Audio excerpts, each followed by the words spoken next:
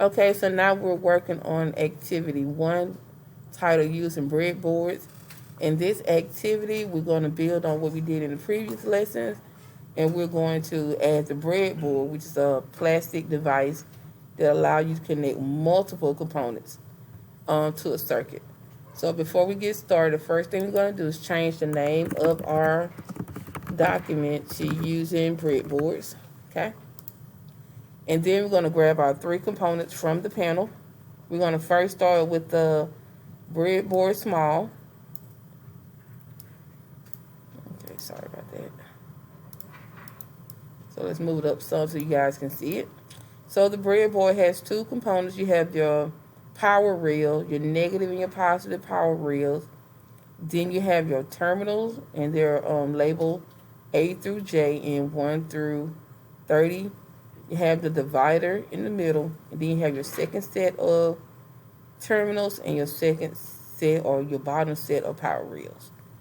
We're going to get our 9-volt battery and our LED light. So, the first thing we would do is go ahead and connect our breadboard to the battery source. Now, unlike the battery to the LED, when you're connecting the battery to the power rail, you're going to match positive with positive and negative with negative. Okay? Bring it in some. Okay? So we're going to connect our positive battery terminal to the positive power rail on the breadboard, and we're going to connect our negative battery terminal to the negative power rail. Okay? So now that our breadboard is connected to the battery, we are now going to start adding an LED. Task 1 asks us to add 1 LED and then give us the message that we get. So in order to add the LED to the breadboard, we have to bring down both the positive and the negative wires from the power rail to the terminal. In this case, we're going to use line 4. So we're going to bring down our negative, and then we're going to bring down our positive. This will allow whatever component plugged into these terminals to have power. So just like with a battery, the cathode has to match up with the negative and with the positive. So we're going to bring down our LED, and we're going to plug it in port terminal J. And if we click start simulate, the LED light should come on. We do get an error message, and the error message stating that the current through LED is 61.9, while the recommended maximum is 20 milliamps. In this case, because the battery is so strong, it will decrease the life of the LED, meaning that the light will burn out faster. Okay? So we're going to click start simulation, and then we're going to move on to task 2. Task 2 asks us to add a second LED and tell it what the message is.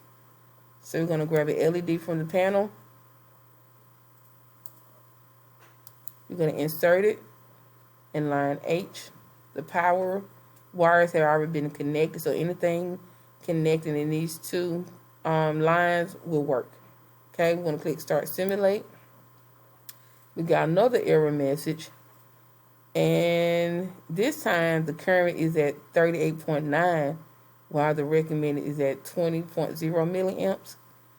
So the LED is still receiving too much power. Okay, gonna click stop simulate, and we're gonna move on to task 3. And during task 3, we're gonna add a third LED, and we can connect it to the same terminals because they already have power going to them. And if we click start simulate, all 3 LEDs come on, but we also get an error message. And at this time, the error message states that the current is at 28.5 milliamps, while the recommended maximum is at 20. Okay? So now we're on task 4, and task 4 asks us to add a 4th LED. Okay? And we're running out of space on these terminals, terminal 4 and 5. So I'm going to go back to the power rail and bring down another negative wire, another positive wire, and I will insert the fourth LED on lines 10 and 11. Okay? So now that it's connected, I'm going to click Start Simulate. All 4 LED lights came on, but I still got an error message. And right now the current is at 22.6 milliamp, while the recommended maximum is at 20. Okay?